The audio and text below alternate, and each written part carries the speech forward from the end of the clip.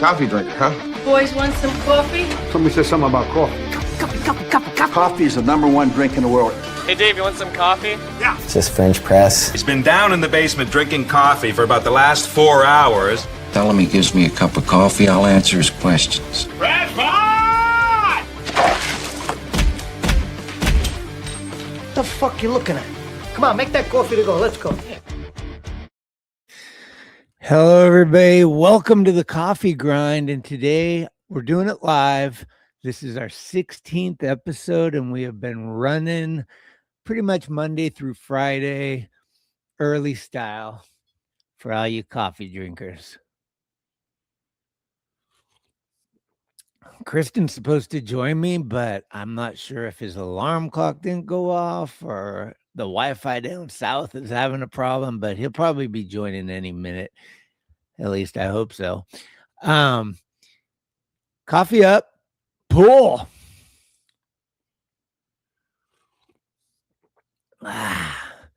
So we're live, and I don't know, man. I don't know how naive we can be. We've won the series. Finally, the Giants have won a series. They've beat the Reds the first game 5-0 and the second game 3-1. We're going into the third game. I got the broom out. What do you guys think? Can we do it? Can we finally get a sweep? Is there a chance that we can sweep a team in 2026? That's the question for today. What do you think? I see Tim McKinney out there. Do you got faith in the Giants that they can sweep the Reds, or are they going to continue to lose that third game when they get close? We got Landon Root pitching against Lodolo today, and Root has not looked very good. So if you got your prize picks out and you're about to put the bet in, here's what I'm thinking. I almost put, let's bet on the Giants. It's finally time.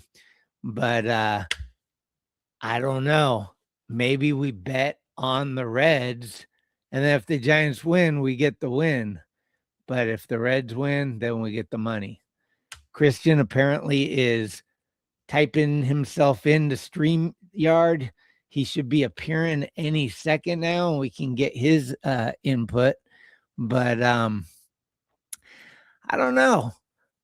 I kind of feel like the Reds are bad enough that the Giants could actually get the sweep. But I've been in this position all year long. What makes me think today is going to be any different? I'm going to have to go against the Giants, you know? I mean, how many times do you get kicked in the face before you're not coming back? You know what I'm saying? Well, as we're waiting for Christian here, I do want to say that I appreciate you guys waking up with us. It's been fun in the mornings. I always walk around the ballpark every morning with my coffee. And so if you are up in the morning, you can join me. I'd love to talk baseball. It's the first thing I think about when I wake up in the morning is getting my brain together, drinking coffee, and then what's going to happen today in baseball? Are the Giants, what are they doing? And right now it's the kids. The kids are playing. We got Grant McCray. We got Nate Furman got his first hit last night. There's all kinds of stuff going on. And look at this. You wouldn't believe it. You wouldn't believe it. This guy's on Highway 5 with Wi-Fi going in and out. He's got the fresh haircut, and there we go. We got audio.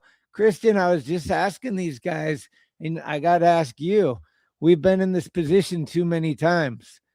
Are we naive enough to think they can sweep today? You know, I hate talking about stuff like this because we all know what happens when you talk about stuff like this, right? You know, the first rule of Fight Club is you do not talk about Fight Club. But yeah, in this situation, we're fucking at the end of August. Get the broom and take the dust and put it in the pan and take it out to the trash. Get the Reds out of here without a win, right? The Is it job 4? man. The job I, man.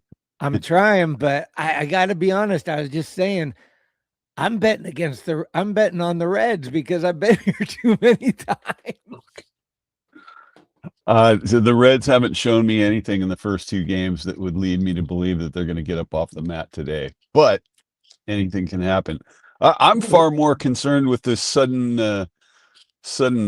elbow disaster thing that's going on in San Francisco, right? Like Wizant tears his UCL. Hauser last night didn't look good. I don't know if they've said what happened to him.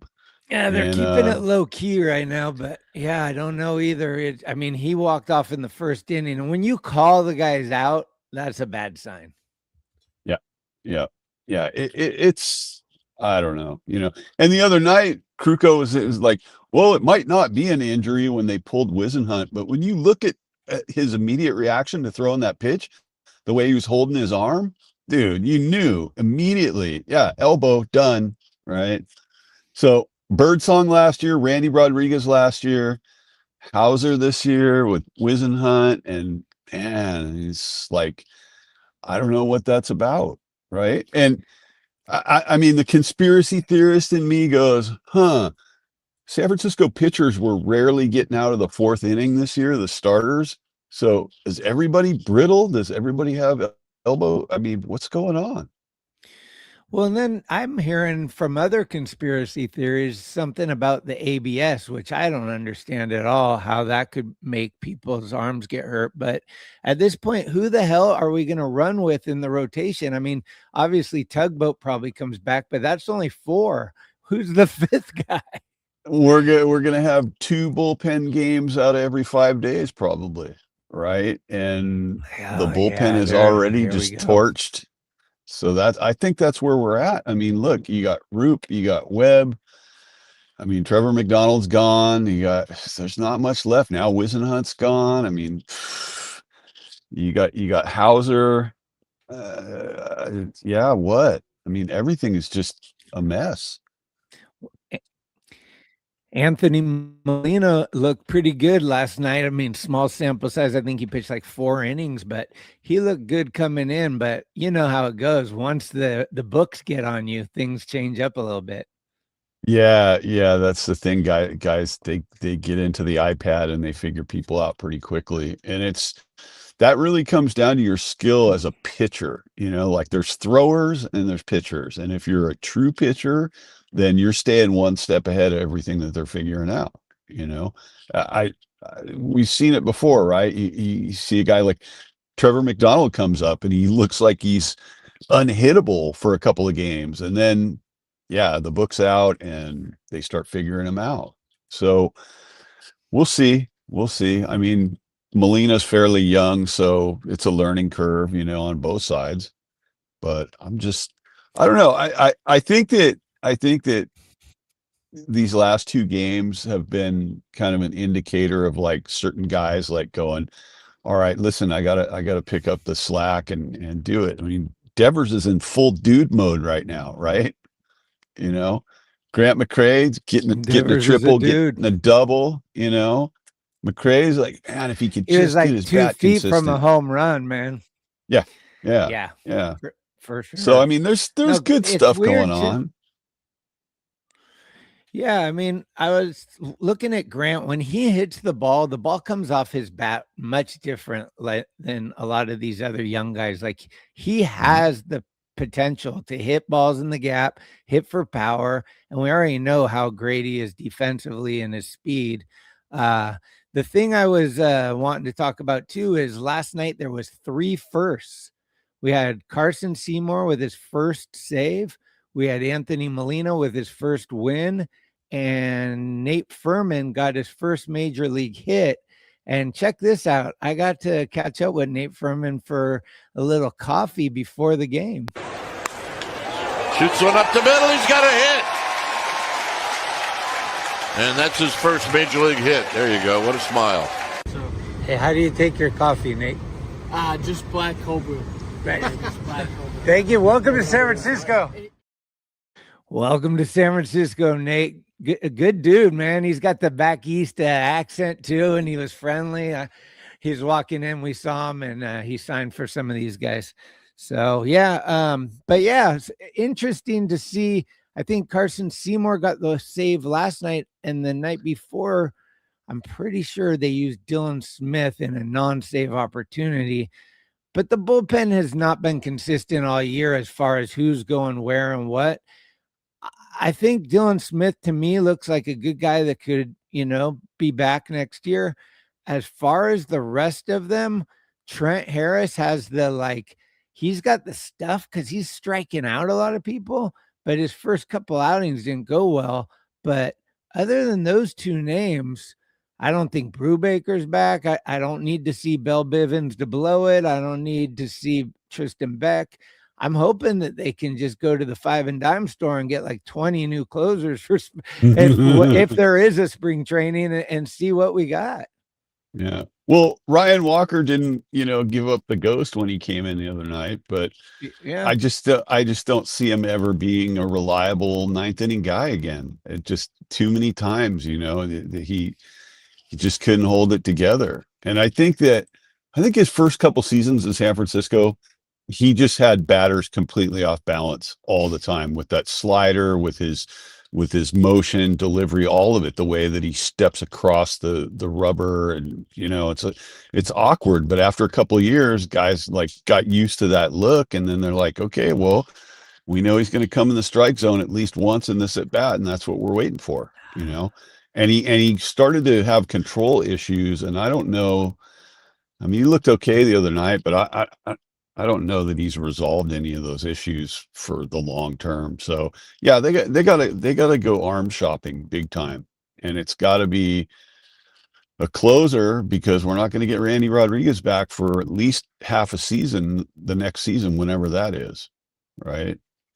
And and Peguero, we don't know what's going on with Peguero. Like if he's just going to be shut down for the rest of the year, probably, right? He's been on the 60-day for 90 days. he has a hamstring issue, and then he's about to come back, and then he has another hamstring issue. It's insane. I think there's been 4 in a row. Yeah, crazy. And what do you think about Drew Gilbert? Because we were kind of off of him, but I got to give the guy props. That catch, he ran into the wall last night, and then he's been hitting a little bit better. He still doesn't have the speed that I like as a leadoff guy. I just want to see a guy that can steal bases, but he wasn't scheduled to be our center fielder all year, and he's been our center fielder, and he's done, I crap on Gilbert probably more than I should. I mean, his batting average isn't terrible, and he does make some nice defensive plays. I mean, he completely put it all on the line to catch that ball in center field, left a huge dent in the wall, right? I mean, you got to admire the effort. I just feel like he's not a clutch guy to me. Like he's a guy that's come up and situationally he's been junk. Like he's come up. I mean, I've seen him come in as a pinch hitter and strike out a lot of times. And that's, dude, when you're going to the bench to pinch hit for somebody, that guy coming off the bench has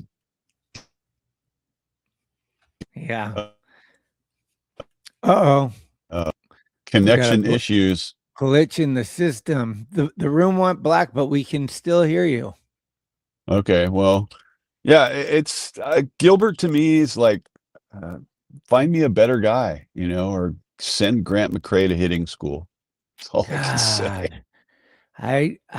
Dude, I can't say it enough, but God, I want to see Grant just do the one switch where it just puts him into the accelerator as a hitter and no looking back. Like the minute that guy can hit like 275, like, oh my God, he's so built for this. He's got a great charisma out in right field. He's fucking flying around, throwing the ball, all the things that you want, stealing bases. It's just, can you get on base a little bit more? And it ain't easy. Nobody's saying it's easy. Yeah. I mean, that's all we want is the best for that guy. And he would be a huge asset to this team if he could just get the bat going.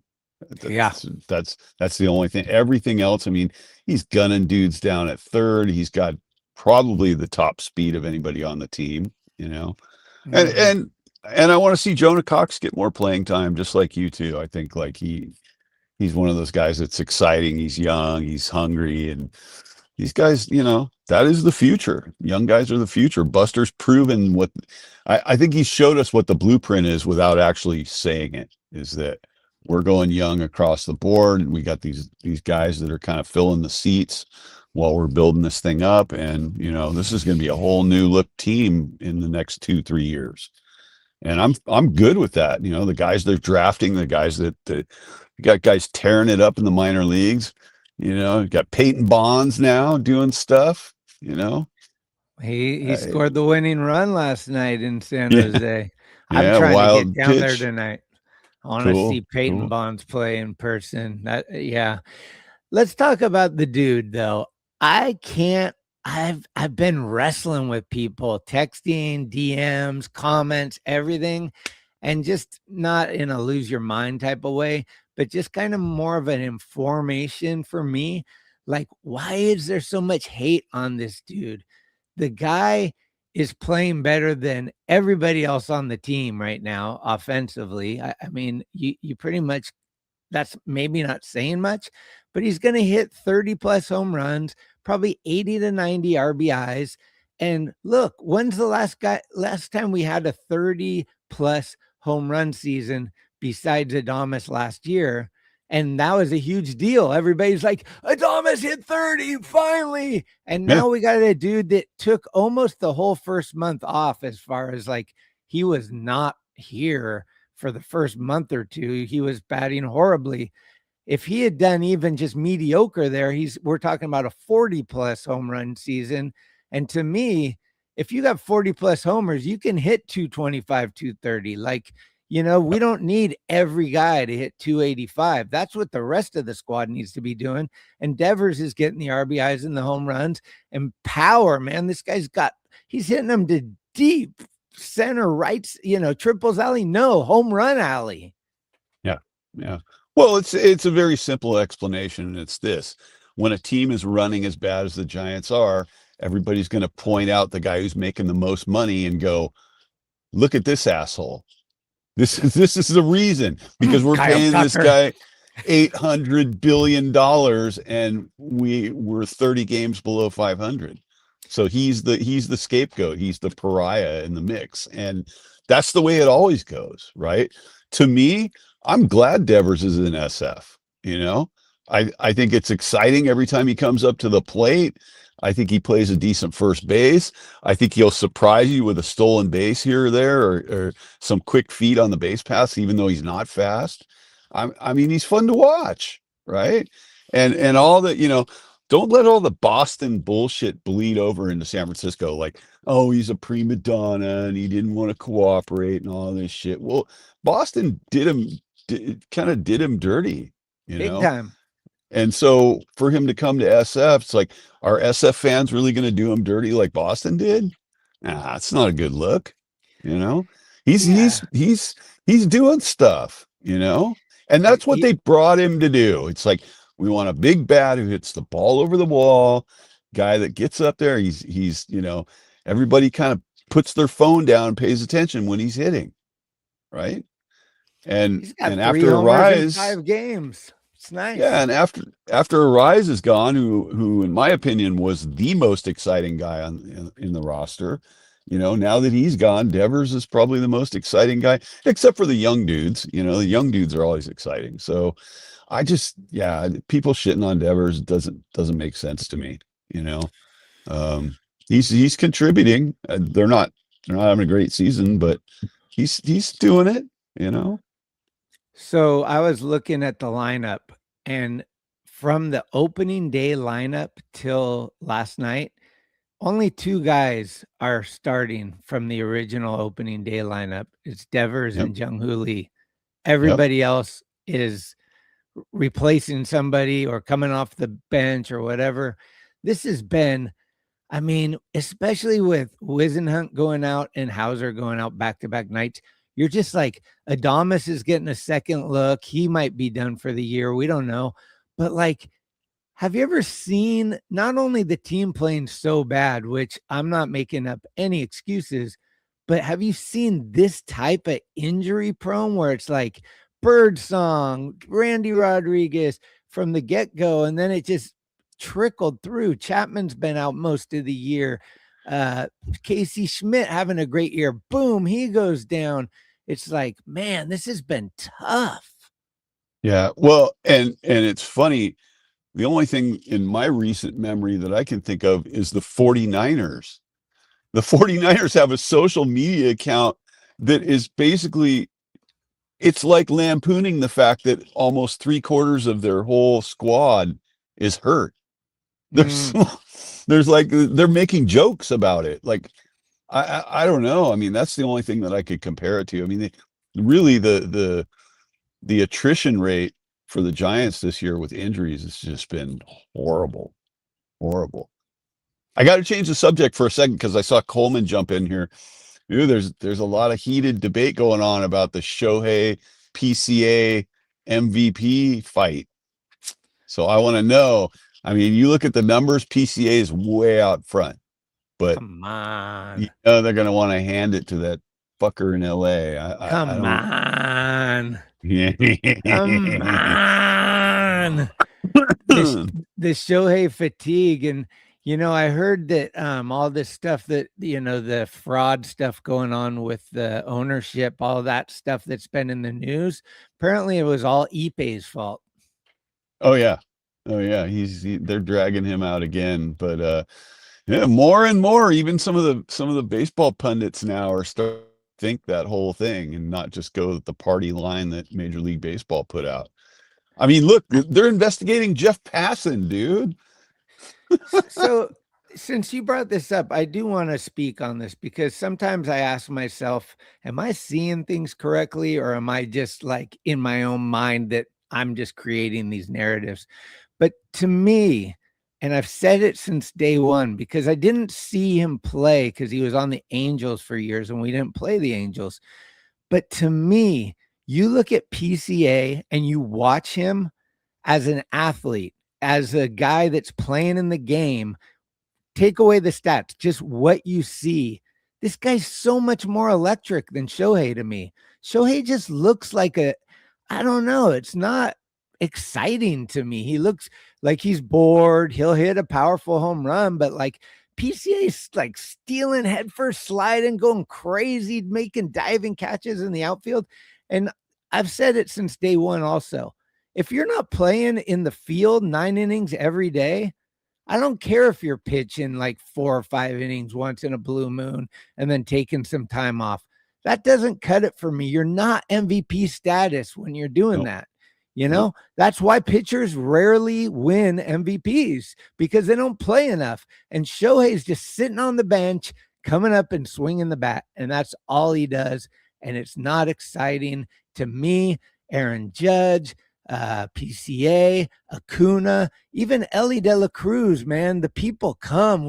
I was at the game last night and there's so much Ellie like signs and jerseys. Like he might not be up as far as the numbers go, but he's an exciting player to watch. And those are the guys that speak to me.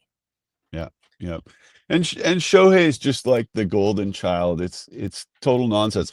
For example, last night, the Braves are beating the Dodgers, and the Dodgers come up in the 9th, and Ohtani hits one to the left field wall, and the Braves outfielder duffs it. It pops in and out of his gloves. It's 100% an error. But the Dodgers announcers are like, oh, it's Shohei with a leadoff triple in the top of the 9th. It's like, what the fuck? The guy should have caught the ball. It's not like Shohei did anything great. He hit a ball to the wall, and the outfielder just had a complete lapse of mental concentration, whatever it was, But just that whole thing, they just blow so much smoke up this guy's ass, and I'm so tired. Yeah, like you said, Shohei fatigue is real, dude. For sure, it's real. It's like everybody wanted to talk about him when they threw Ipe under the bus, and then nobody wanted to talk about it after a little while because it's like, oh, it's just dredging up too many skeletons and too many weird things. Like, we're going to shut that down. And now it's like they want to talk about him as the National League MVP. It's like, I'm sorry, but Pete Crow Armstrong is light years ahead of him in terms of being everyday player who busts his ass and works really hard to perform. Shohei's Yeah, not doing that. Dude, he's not even on the bench between at bats. He's not even in the dugout. He's down using the bidet or whatever the hell he's doing. I mean, seriously, watch a Dodgers game. As soon as he comes off the field from his at bat, he goes down the stairs. He's gone. Right? ah, I don't know what he's doing. Maybe he's gambling down there. he's probably on Prize Picks doing some fucking combos. That's right. That's Yeah. right. Yeah. It's a No, draft. Coleman. Oh, sorry. Go ahead. It's full DraftKings all the time. It's going on. Yeah, Coleman is fired up, as we know. He's big Cubs fan, and he's saying PCA deserves it, but it might be rigged. And we are not going to doubt that anything revolving around Shohei or the Dodgers is rigged. I was laughing the other day because I put up a short on our YouTube page about what's his name, Kyle Tucker, making that horrible dropped play in right field, and just how much it looks like he doesn't even want to play baseball. He just looks like he's just having a rough time, and he's getting paid $60 million a year. And the fans that still come in and comment about how the Giants are just salty. He's great. He's going to probably be MVP in the postseason, blah, blah, blah. And you're just like, dude, what kind of Kool-Aid do they got down there at Chavez Ravine? Yeah. Yeah. And he dropped the ball out there. He misplayed a ball 2 days in a row. He's done a lot of defensive errors. It's just, yeah. I mean, a lot of people that talk around people that, kind of watch it without all the noise from the outside are saying like, yeah, the guy looks like he got the money and he's just content to just ride it out, take his money and whatever. And then other people are saying, oh, he's suffering from a mental health crisis. It's like, I'm sorry, man, you got that much money, you can pay to get your mental health crisis fixed. Okay. Take some Xanax. There's no shortage of pharmaceuticals and therapists and all kinds of other supportive assistance that you can get when you're making $60 million a year. Give me a fucking break, man. Like, get a chin implant. Maybe that'll solve it. Between him and Freeman, they should do a double chin bobblehead. Yeah. Well, I was tripping on this. I mean, let's go back to the Giants because we're not having a great year and we all know it. So, like, there's no sugarcoating this. Giants are 54-78. So there's 132 games have been played. That means there's 30 games left. If they won all 30, they're not gonna, but if they did, they would still be under 500 at 74-78. That's bad, man. It's been a tough year. A lot of people are going back to 85, I think, has been a comparable year. There was 100 loss season. But to me, and I was talking to Eric about this, is I just think the way they've played and all these injuries and just, I don't know, maybe social media and everything else that's around it is just so much more impactful on your brain. I feel like this has been the hardest season as a fan for me. Yeah. Yeah. Yeah. It's, I mean, at least the upside is I think we went through the worst of it earlier, like pre-All-Star break.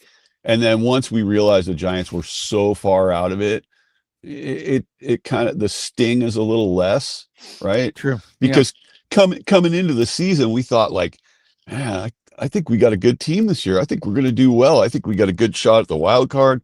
Obviously, we're not getting past LA in the division, but Giants arguably on paper had a team that should have made the postseason. And instead we're looking at not only not making the postseason, but a horrendous record, Right. And then you throw in all the injuries and all the nonsense on top of it. I mean, I'm surprised we haven't had a PED suspension the way things have been going, right? A Melky Cabrera style event. So yeah, I mean, I guess the upshot is we're closer to the end than we were a couple months ago, and we get to see some of the young guys play now, so that's good. And You just write it off and wait for the next season. Yeah, it's been tough though, and it's hard to even find a season to compare it to because all those years through the 70s and a lot of the years in the 80s, I mean, there was no expectation on the Giants to do well. You just assumed that they were going to be the cellar dwellers, right? So you didn't get your hopes up and then get them crushed. And I think that's where we're sitting right now. So yeah, shitty year. I mean, still love the team, always going to love the team, and just kind of ride it out. I'm just hoping to see some good performances from young kids now, and see Devers go well past 30 home runs, and just ride it out, and then root for the Dodgers to completely implode in the postseason. And they're not exactly playing the best baseball. I mean, they had a 6-game win streak going into last night, and then they lost. And I mean, Atlanta had way more opportunities. They should have won that game by 6 or 7 runs. They just couldn't make it happen in the moments that really mattered, but they still won. So yeah, I forever Giants in Atlanta. Jesus. Yeah, and I truly think like this might be the Brewers' year. Might be the Brewers' I hope so. year. I like the Brewers. The way they line their team up is how I wish the Giants would do it. They got speed, they got contact, they got great pitching, and I think their pitching coaches must be great because they've turned some guys into mediocre that now are elite. And so it's always interesting. Like Eric Miller all of a sudden can't give up a run in Boston, and you're like, is it the stadium? Is it the coaches? Like, what's going on out there? Oh yeah, the Boston social media people are all like, oh, did Boston fleece the Giants? And then they put up Eric Miller's thrown 9 innings of like no hit, no run ball, shutout ball. It's like, yeah, just wait. When the real Eric Miller implosion. Yeah, when the real Eric Miller shows up, like, then you guys are going to not be talking all that shit. You'll see in the wild card game. The Brewers, there's a discipline thing going on with the Brewers manager that I really like. Did you see him bench that kid for not hustling? I mean, that is like, hey, these are grown ass men. They got to be responsible. Yeah, he didn't. I mean, that would have been an easy double if the guy had just been running hard out of the box, Right. And I mean, every player's prone to that at some point during the season. They all do it once or twice, but like the idea that it's like, hey man, like we've got a good record, we're on a roll, but you're still not getting away with that shit. I like it. I like it a lot. I love it. I saw that last night and I was like, Giants, pay attention, because our guys have been very guilty of not hustling, and I love the discipline on that. Like, hey, don't do that again. You're going to get pulled every time. So, that doesn't fly here. Well, let's get it to the final sip, as I like to call it, on the coffee grind. Let's bring it all back. Giants, Reds, 12:45 today. Are they going to sweep? I want you guys to put in your comments, do you believe, can the Giants get a sweep this year? Or come on, the writing's been on the wall a year. Why would you think the story would change today? My prediction, I'm looking at what's it called? DraftKings. Shh, we don't support it, but basically the over-under is 7.5 runs. So to me, that means that Roop, there it isn't, and it's going to be a tough day for the Giants. But as our friend up in Sacramento says, Curtis, he'll be the first to tell you. He texts me every day when we're playing the Reds. He's a huge Reds fan, but he's having a hard time this year. Apparently they can't score runs all year. So put your money on the Giants is what he's saying. So what do we do, Christian? I'm cautiously optimistic that the Giants can pull it out. I think Roop is due for a good outing. And look, I was shocked when I looked at the Reds roster and I looked at the statistics and the batting averages for their team. They're almost on par, maybe even below the Giants in some spots with batting average, which was shocking to me, because they got a lot of players that have hit, 260, 270. Dude's now hitting like 219, It's pretty crazy, and Ellie can't carry the whole squad. They lost Hunter Green. They have a lot of problems. So yeah, Well, your boy Sal Stewart, man, he might be rookie of the year. dude, I mean, he hasn't looked like a superstar in this series, but man, the numbers don't lie. At 22 years old. Yeah, I think Error De La Cruz. Ellie's not the greatest defender, but God, the guy's so fast. And he's lanky, so it's like all of a sudden he's at first base. Like after he drops the bat, it's just really crazy to see how fast he is. But no, Sal Stewart's got some great numbers, and we were talking about it's him versus I think Wall Schmidt for Rookie of the Year, and I gotta go with Sal Stewart. Yeah, I think he's got a good shot at it. You got to ask yourself this: Ellie De La Cruz or Fernando Tatis? Looking at who do you take? Because I'm a huge Tatis guy. I'm a huge I am guy. too. But look, like how long did it take him to get his first home run this year? Yeah, 2.5 months. Very weird. And it's just at the plate, he just doesn't seem like he's got it. Then he's robbing home runs and vibing everybody out by hiding the ball and shit. I'm a big Tatis guy. I love Fernando Tatis. I gotta say. Yeah. But who do you take? I mean, if you had to choose one of those guys to put on your team, take Tatis. Okay. Yeah. Okay. Yeah. Yeah, I see it. Ellie. To me, Ellie's more of a guy that if you have already somebody, then Ellie becomes way better. But if Ellie's the guy, I just don't think he's established enough to be the guy. And that's the problem with the Reds. They're trying to put everybody around him. If they would bring in somebody, I don't know who they can get, but like if it was another star, an outfielder perhaps, then you got the two guys, kind of like San Diego has Machado and Tatis. So there's not all the pressure on the one dude. And maybe Sal Stewart is eventually that dude. But right now, it's just looking a little bit like Ellie's kind of in his head. He strikes out a lot. Tatis strikes out a lot too, but I don't know. I love Tatis, man. The way he robbed that home run the other night and he just kind of stares. Baseball needs that. I mean, it's like football took away spiking the ball and celebrating. Baseball still has hitting batters, but we can't like be flamboyant when we do something good. I don't understand. I like to see a guy not over cocky, but I like a little cockiness on my dude. Yeah. What was up with that intentional hit by pitch last night?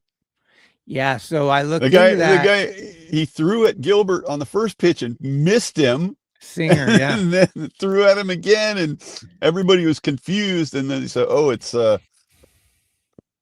college rivalry thing," is now what they're saying. But that was just odd. That was just weird. I looked into it, and John Boy Media had a little thing on it, and it reminded us of last year or earlier in the year when we were in Cincinnati.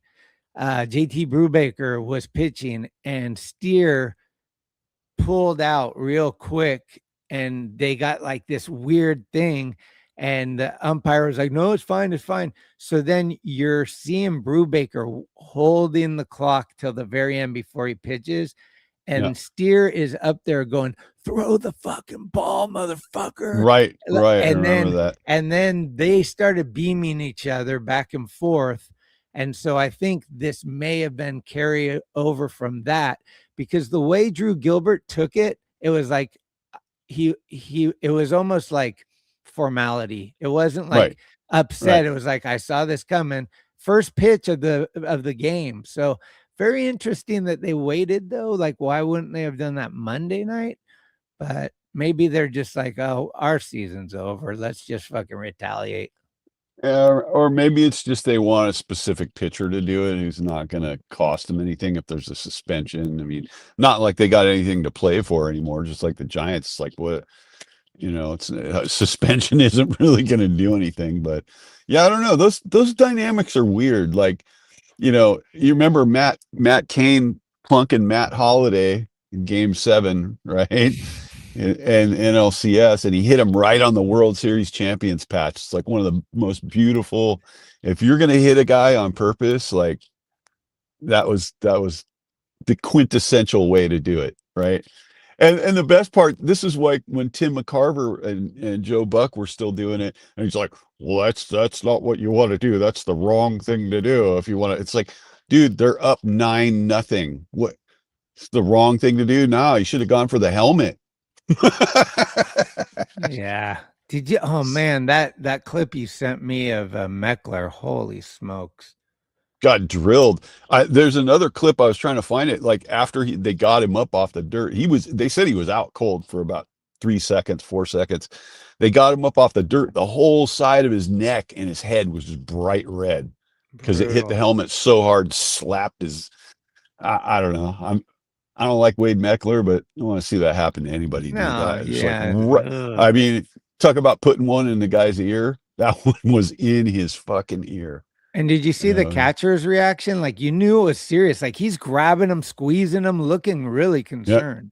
Yeah. That was heavy duty. It just dropped him, man. It was just like, he was on face down in the dirt. So, well, I think we've got enough on our plate. I appreciate you waking up with us, Christian, doing it live. We every once in a while I get the green light. Cheryl's gone today, so I could wake up early and make some noise in the house. So I was like, let's see if we can pull this off. And I really appreciate it. It's fun doing these. Yeah. I wish I had a studio location or somewhere where I could go and do more of this in the mornings. And I'm working on it. So yeah. We'll see what happens. But I don't know. You got any last words before we get out of here and start our day?